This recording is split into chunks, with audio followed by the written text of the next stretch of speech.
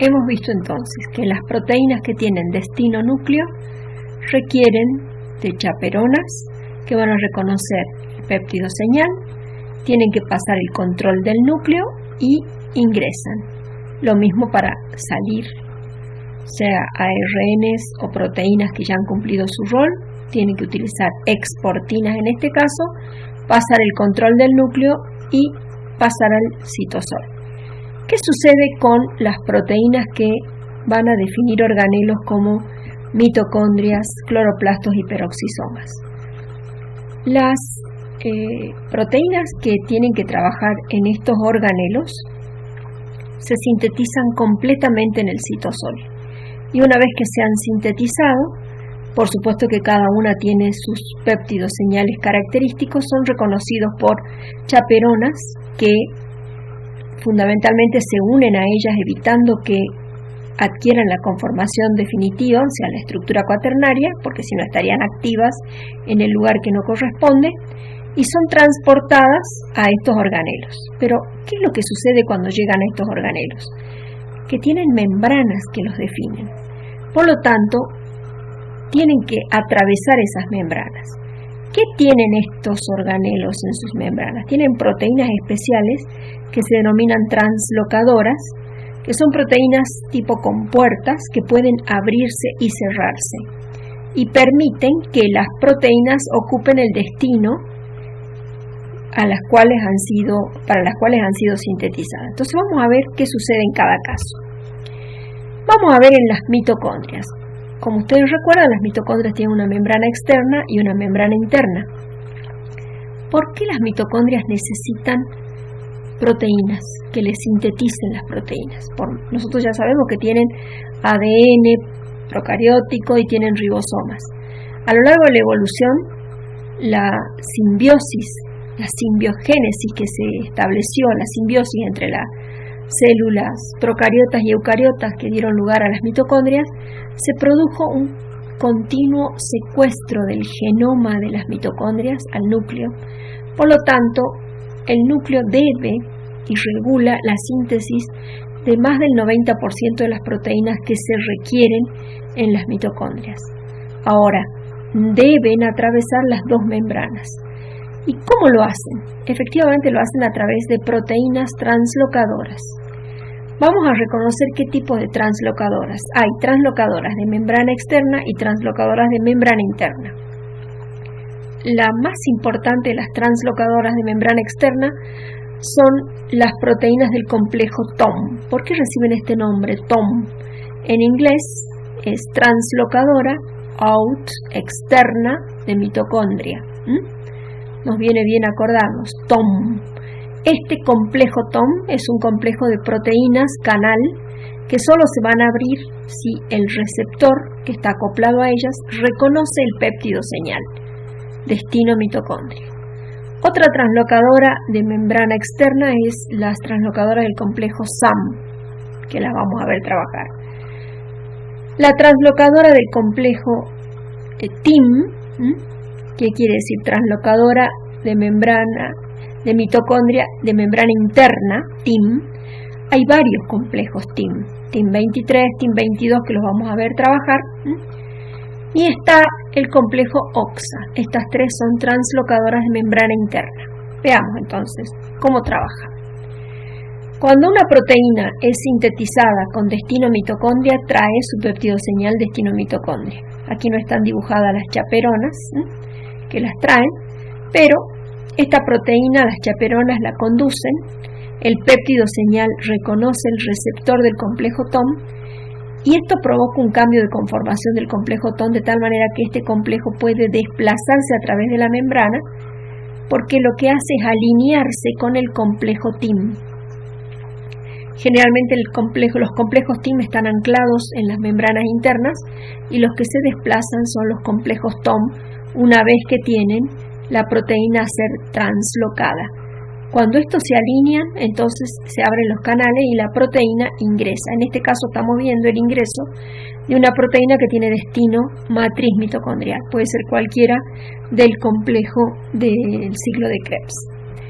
Una vez que ingresa la proteína, proteasas que están en el interior lo que van a hacer es cortar el péptido señal y la proteína va a adoptar su conformación. Bien, o sea que así ingresa una proteína del complejo, de matriz mitocondrial. Se ha visto que en esta, acá están las famosas chaperonas que han evitado su plegamiento. Una vez que se han alineado, se ha visto que uno de los factores que favorece el pasaje del movimiento de esta proteína a través del canal que se forma entre TOM y TIM es un gradiente de potencial, que esto está generado por bombas que están presentes aquí en las membranas internas, ¿bien? De tal manera que favorece el pasaje de la proteína a través de los canales TOM-TIM alineados e inclusive la activación de chaperonas que están dentro de la matriz, que son las que van a terminar tirando de la proteína en el interior. ¿Qué sucede con los otros translocadores de membrana externa? Por ejemplo, SAM. ¿Dónde se ha visto que trabaje? Muchas de las proteínas que ingresaron por el complejo TOM tienen no traen más que la señal de destino mitocondria, pero sí traen la señal para volver a insertarse en la membrana interna. Entonces estas proteínas son reconocidas por chaperonas, las que las llevan al complejo SAM, y el complejo SAM las inserta. Por ejemplo, puede ser otra proteína TOM, pueden ser porinas, que son las que trabajan en la membrana externa de las mitocondrias.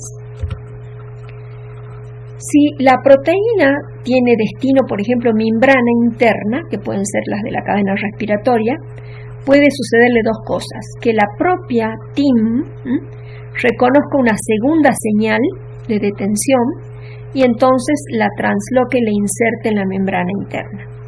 O bien, atraviese totalmente la proteína, se libere por proteasas la primera señal, se ponga en evidencia una segunda señal y chaperonas lo transporten al complejo OXA de tal manera que el complejo OXA las inserte.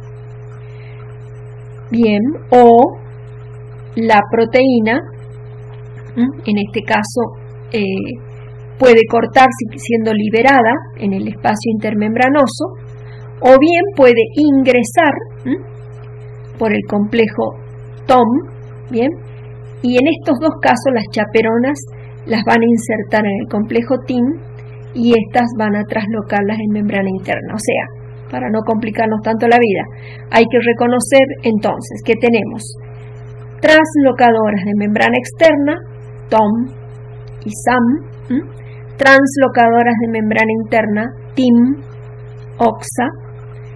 TOM y TIM siempre trabajan juntas, especialmente para translocar proteínas que tengan su destino final matriz mitocondrial. ¿Qué sucede con los cloroplastos? En los cloroplastos hay tres compartimentos. Tenemos una membrana externa, una membrana interna, tenemos el estroma y tenemos un tercer compartimento, que son los tilacoides. Ustedes saben que en los tilacoides tienen que insertarse muchísimas proteínas, que son las que van a trabajar en la fase luminosa, ¿bien? Y muchas otras enzimas van a trabajar en el estroma, ¿bien? Por lo tanto, hay dos translocadoras fundamentales de membrana externa y membrana interna que son TOC y TIC. TOC, que quiere decir translocadora de membrana interna de cloroplasto, y TIC, translocadora de membrana interna de cloroplasto, ¿bien? Igual que la TOM, también trabaja con receptores que reconocen el péptido señal, se alinea con TIC, permite el paso. Ahora, esta proteína que ha pasado aquí puede tener destino estroma y en ese caso se corta el péptido señal, que sería 1, y la proteína, la enzima, se ubica en el estroma. Pero si presenta una segunda secuencia señal, el destino va a ser justamente tilacoide, que puede ser tanto a nivel, digamos, del lumen del tilacoide, o puede quedar inserta en la membrana del tilacoide. Y se han encontrado muchas translocadoras de tilacoide que trabajan con gradientes electroquímicos o gradientes de protones, ¿de acuerdo? Entonces, igual que en mitocondrias, los cloroplastos van a presentar translocadoras de membrana. El tercer caso es el de los peroxisomas. Los peroxisomas tienen translocadoras de membrana que se denominan PECs. Son varios los tipos de PECs que están insertos en la membrana de los peroxisomas. Las enzimas que son residentes de los peroxisomas se sintetizan en citosol y son reconocidas por una chaperona particular que son las PTS. Estas serían las transportadoras a peroxisomas, ¿sí? Que van a reconocer, las van a transportar.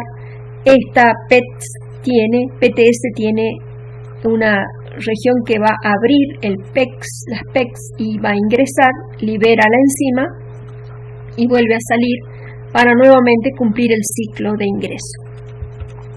¿Qué son los peroxisomas? Los peroxisomas son organelos que se descubrieron en el año 60 por Carlos Leduc. Son organelos que tienen una sola membrana, contienen una gran cantidad de enzimas, participan en importantes funciones metabólicas, especialmente ligadas al metabolismo lipídico, la oxidación de los ácidos grasos, ¿sí? Esta es una fuente importantísima de recurso energético. Destoxifican productos que son altamente oxidativos formando peróxido de hidrógeno, bien, y que después lo transforman en agua. Es el lugar de biosíntesis del colesterol, de aminas, ácidos biliares. Entonces, todas estas enzimas que van a trabajar en este proceso no se sintetizan dentro del peroxisoma. Deben ser sintetizadas en el citosol y transportadas dentro del peroxisoma. Veamos, los peroxisomas, aquí los ven con el microscopio electrónico de transmisión, tienen una sola membrana, tienen formas de lo más diversas, algunos presentan manchas densas, electrodensas, otros presentan cristales. Por ejemplo, aquí está marcada una de las enzimas que es la catalasa y ustedes pueden ver la cantidad de peroxisomas que tiene esta célula. Fíjense, aquí también podemos ver, bien, pequeños gránulos, son bastante, diríamos, heterogéneos los peroxisomas. Por ejemplo, una de las funciones más importantes de los peroxisomas es la oxidación de los ácidos grasos. Los ácidos grasos ingresan a los peroxisomas y producen acetilcoenzima A, que luego esta va a poder ingresar, por supuesto, en las mitocondrias y oxidarse, y reducirse totalmente. Bien. En los peroxisomas se sintetizan plasmalógenos, que son éteres lipídicos, que se exportan, en el caso de las células animales, especialmente las células nerviosas, y forman lo que se llama la vaina de mielina. Hay muchas enfermedades en las cuales está deteriorado o no está funcionando los peroxisomas y entonces hay una desmielinización de los axones y hay problemas en lo que hace a conexiones nerviosas, ¿sí? En las células de las plantas es fundamental la presencia de los peroxisomas. Generalmente reciben el nombre de glioxisomas. Ustedes lo van a ver profundamente, la beta oxidación de los ácidos grasos en fisiología, y la importancia que tienen es fundamentalmente en semillas, ¿sí? En semillas que van a pasar, dejan el estado de latencia, especialmente las que almacenan grasas, o mejor dicho, ácidos grasos, aceites. Todos estos después van a ingresar a los peroxisomas de tal manera de empezar a despertar, diríamos, y producir la germinación de las semillas. Aquí podemos ver, por ejemplo, ¿ves? Gotitas de lípidos, y la presencia de, estos serían aceites, bien, gotas de aceite, y acá tenemos los peroxisomas o glioxisomas en este caso, fuertemente asociados justamente a estos cuerpos lipídicos. Bien, ¿cuál es el origen de los peroxisomas? Por mucho tiempo se discutió si los peroxisomas no eran también organelos simbiontes. Está descartado actualmente que esto sea. No tiene ningún tipo de material genético en su interior ni ribosomas, y durante mucho tiempo se pensó que lo habían perdido, pero sí se observan algunos fenómenos interesantes. Por ejemplo, en peroxisomas que tienen un determinado tamaño puede producirse la fisión.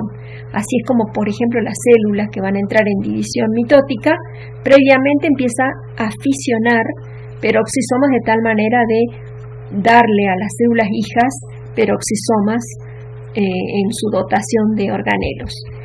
Ya se ha dilucidado cuál es el origen de los peroxisomas. Los peroxisomas se originan a partir del retículo endoplasmático. Regiones especializadas del retículo endoplasmático, tanto en animales como en plantas, forman gemas o túbulos.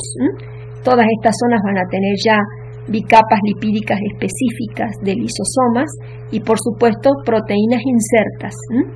Por ejemplo, muchas PECs ya están insertas aquí, ¿bien?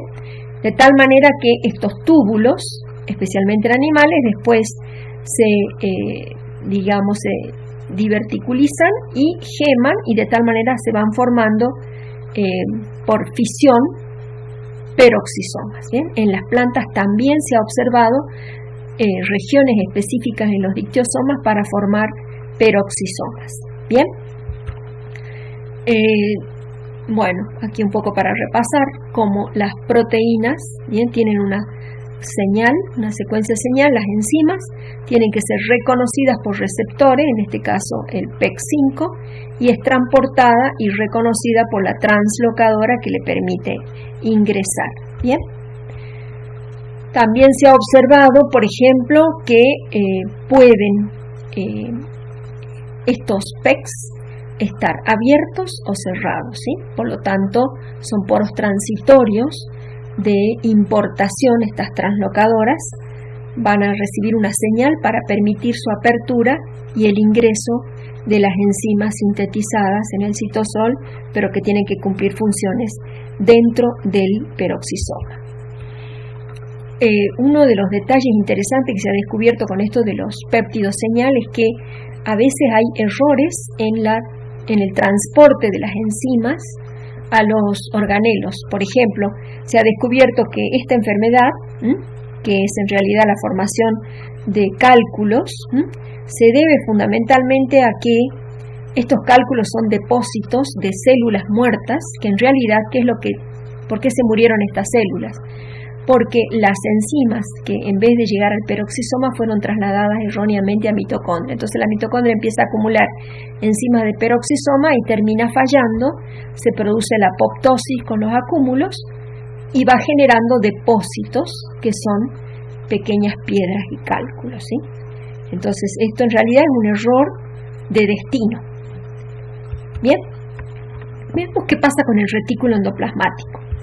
Nosotros vamos a encontrar un fenómeno en el retículo endoplasmático. Ustedes ya saben que el retículo endoplasmático rugoso se llama así porque tiene ribosomas en su superficie. Pero, ¿qué están haciendo estos ribosomas? Estos ribosomas están sintetizando proteínas.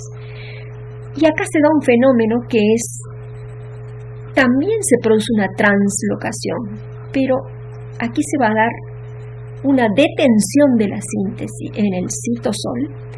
Y los ribosomas con los ARN mensajeros, con el inicio de la síntesis, van a ser transportados hasta la superficie del retículo endoplasmático y va a abrir proteínas que se llaman translocadoras, de tal manera que la proteína va a continuar su síntesis y va a volcar la proteína dentro del lumen del retículo. ¿Qué tipo de proteínas son las que sufren este proceso?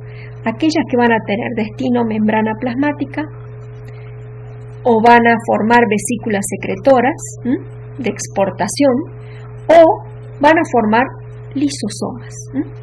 Entonces, mientras que los ribosomas libres con los ARN mensajeros sintetizan proteínas completas con péptido señal y estas con chaperonas siguen al núcleo, a mitocondria, cloroplasto y peroxisoma, las que van al retículo endoplasmático van a detener su síntesis y todo el polisoma se va a apoyar en los retículos endoplasmáticos que van a formar los retículos endoplasmáticos rugosos. Entonces, este proceso se denomina translocación cotraduccional. ¿Por qué? Porque en realidad se detiene la traducción y cuando se apoya en el retículo endoplasmático y se abre el traslocón, continúa mientras va translocando, mientras va traduciendo, va translocando. o sea, lo que sucede en la síntesis de proteína que se realiza en el retículo endoplasmático rugoso es una translocación cotraduccional. ¿De acuerdo? Entonces, en muy pocos casos se ha visto que la proteína complete su síntesis e ingrese por translocación posttraduccional. En realidad, casi todas las proteínas se sintetizan de esta forma y es lo que vamos a analizar a continuación. Pero veamos un poquito del retículo endoplasmático. El retículo endoplasmático es uno solo y tiene regiones donde se adhieren los ribosomas. Estos puntitos son los ribosomas, esto es parte del citosol, esta es la luz, y otras regiones del propio retículo que están sin ribosomas y están totalmente como vesículas ensanchadas. Esto es lo que se conoce retículo endoplasmático liso y esto es el retículo endoplasmático rugoso. Fíjense en la distribución, ¿bien? Por ejemplo, todo lo que está teñido en naranja es retículo endoplasmático y forma como redes, por eso se llama retículo, ¿bien? Lo que está en verde todo marcado son mitocondrias, ¿sí? Una al lado de la otra. Fíjense en las plantas, forman como redes interconectadas, tienen mayor cantidad, dependiendo, ¿no es cierto?, del estado funcional. En cambio, el retículo endoplasmático liso, fíjense, son como cisternas, como túbulos. Bien, por ejemplo, las células pueden tener mayor cantidad de retículo endoplasmático liso o mayor cantidad de retículo endoplasmático rugoso, dependiendo de la función. Acá podemos ver el retículo endoplasmático rugoso, que son como láminas aplanadas, ¿sí?, como bolsas aplanadas, mientras que el retículo endoplasmático liso forma como túbulos pequeños. Bien, el retículo endoplasmático rugoso, que es el que nos interesa analizar, fíjense, miren, esto es fíjense en la cantidad de citosol que hay acá, y acá ustedes pueden ver, bien, las cadenitas de polisomas o poliribosomas. Y acá, por ejemplo, en otro estado funcional vemos gran cantidad de retículo. Acá la luz es muy flaquita, diríamos. Esta es una célula que no está sintetizando tanto, mientras que aquí, fíjense en la cantidad de retículo que hay y la cantidad de material denso que hay en el interior. La mayoría de estas son proteínas. Bien, entonces, los ribosomas, que en realidad están en este estado, bien, de subunidades separadas, en presencia de ARN mensajero se asocian y dependiendo de las señales, de la cantidad de proteína, pueden constituir lo que llaman polisomas, ¿sí? Este polisoma, cada uno está sintetizando la misma proteína, entonces el polisoma va a ser más grande o más corto en función de la cantidad de proteína que tenga que sintetizar. Cuando termina, si esto es en el citosol, cuando termina de sintetizar, estos se disocian y otra vez están listos para otro ARN mensajero. ¿Bien? ¿Qué pasa cuando la proteína tiene que ir al retículo endoplasmático? Estos se van a asociar, pero reconocen un péptido señal y todo el polisoma se apoya y constituye lo que llamamos retículo endoplasmático rugoso. ¿Bien? Entonces, esto es lo que nosotros vamos a analizar y vamos a ver cómo se produce esta translocación. Es importante aquí reconocer la membrana del retículo endoplasmático y el lumen, ¿sí? El lumen. Bien, en la membrana del retículo endoplasmático existen proteínas que son los translocones, en términos generales son complejos proteicos con receptores que van a estar, diríamos, cerrados en la medida de que no haya ningún ribosoma apoyado en él. Pero en el caso de que esto se una, los ribosomas se unan, estos van a tener receptores, por supuesto, de apertura y por lo tanto las proteínas van a sintetizarse, por eso se llama translocación cotraduccional, mientras va traduciéndose va traslocándose e ingresan al interior de la del lumen del retículo endoplasmático rugoso.